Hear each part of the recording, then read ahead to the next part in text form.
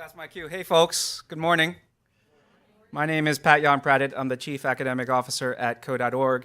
And my goal right now is actually to frame the conversations that we're going to have on our panels today.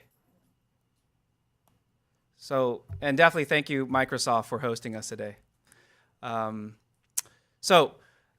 frame the conversations that we're going to have on the panels today, I want to start by talking about the K12 CS Framework, which launched earlier in October.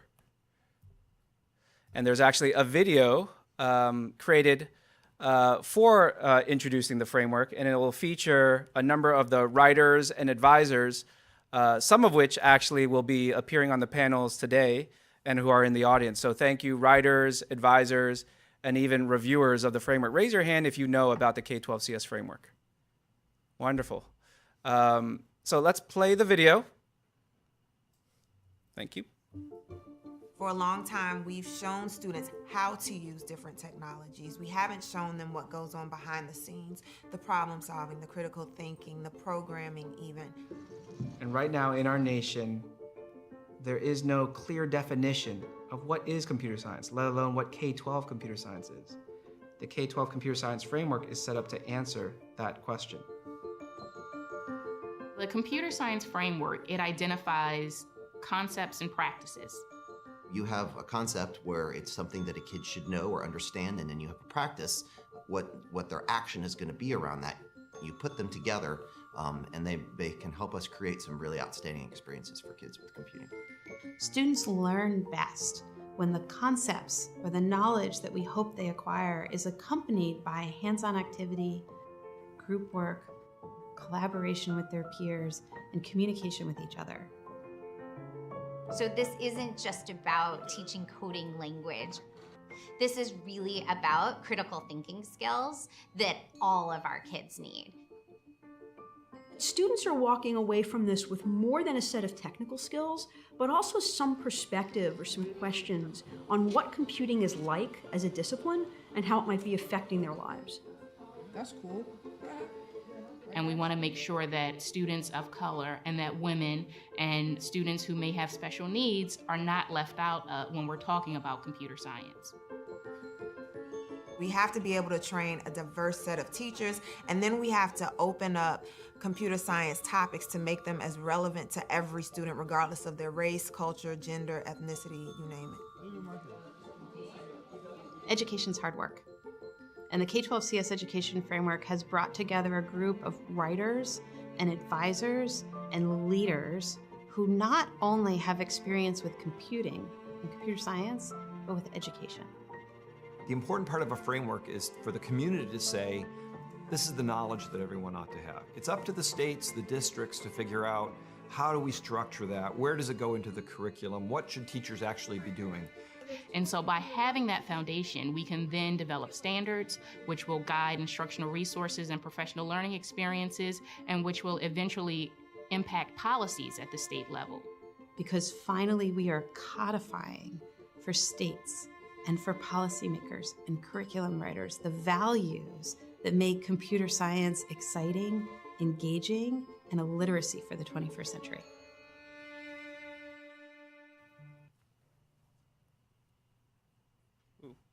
That's not where it's supposed to go.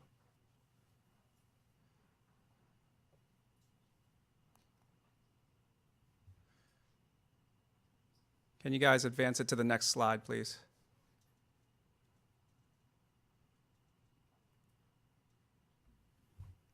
Or go through the video again.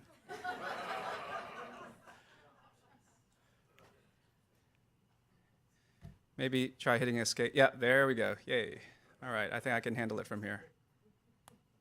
All right, very good. Okay, so I'm from K12, but there were actually 5 organizations that led the development of the K12 CS framework: the Association for Computing Machinery, the Computer Science Teachers Association, K12, the Cyber Innovation Center, as well as the National Math and Science Initiative.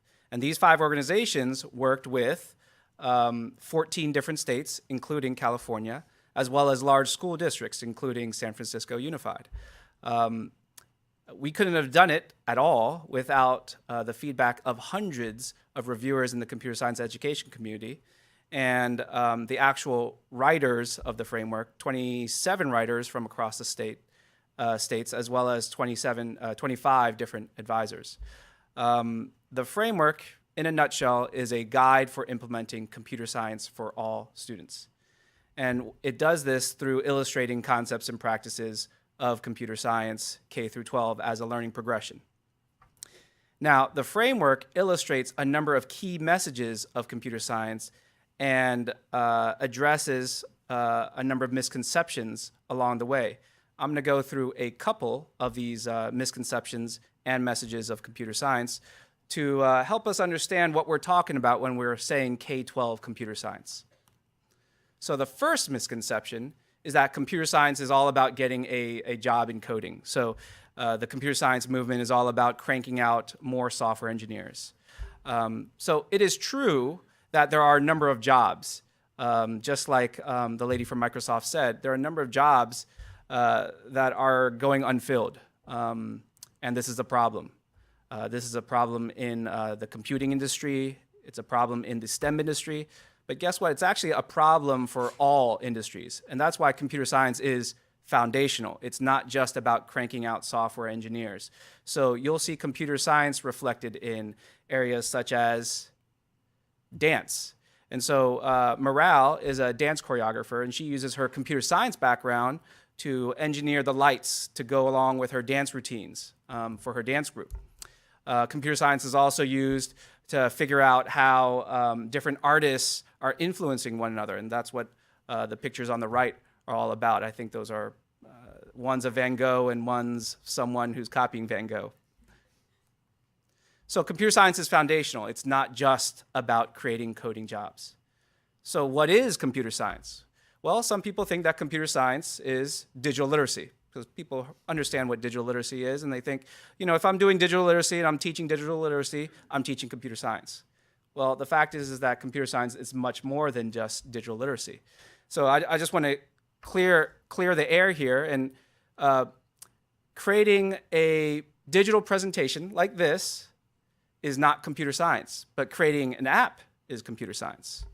In the same way, learning how to safely browse the internet or do an internet search is not computer science. But learning how the internet works, its scale, its redundancy, its reliability, its hierarchy, that's computer science. And so some people might be thinking in the crowd, you know, maybe I'm preaching to the converted here. You know, I understand computer science isn't digital literacy. And maybe you think computer science is coding, right? Coding, computer science. Pat, you're from K12 isn't coding computer science? And coding is computer science, but computer science is more than coding.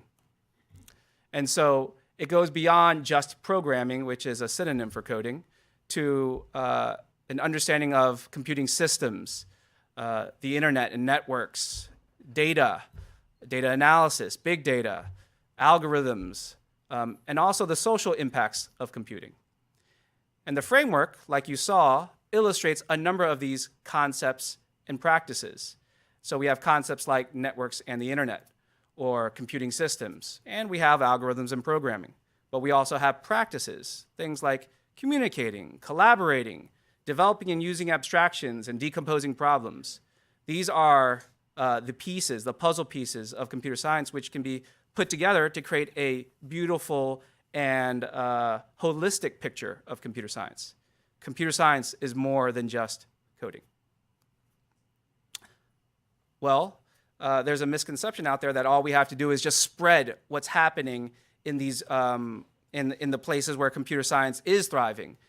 For example, there's lots of work happening in San Francisco, in Oakland, and a number of other California districts. And maybe the idea is just to spread it around and you're okay. Well, what's interesting about these programs in San Francisco, in LA, in Oakland, is that they're using actually a different approach to computer science, because CS for All requires a new approach to computer science. The old approach won't work. The old approach won't create classes like this. This is my former 7th period AP computer science class. And what's wonderful about this, I love looking at this picture. I use it in every single presentation. If you see me present, you've seen this picture before. I love this picture because this was the culmination of 7 years of building a program basically from scratch in a very normal high school. It was about mid-level among 26 different high schools in Montgomery County, Maryland. Nothing special to this school, except that the kids were bought into computer science. And because of that, you will see classes like this, and hopefully we'll see classes like this all around. But it requires a new approach to computer science, a different approach, an approach that emphasizes that computer science changes the world. It's not just about creating gadgets or even just about creating iPhone apps. It's about much more than that. It's about really changing how we communicate and collaborate in our world. And so lastly, there's a misconception that computer science is just a high school subject. So, if it's in high school, you're fine, right? Well, computer science is really for all ages. And here's a picture of students learning about pixels and the numbers behind pixels, and that, everything we see on a computer monitor is eventually numbers. And these are kindergarten students, 80 kindergarten students learning about this. So young students can learn about computing concepts. And in fact, young students are already learning about computing concepts through the Hour of Code.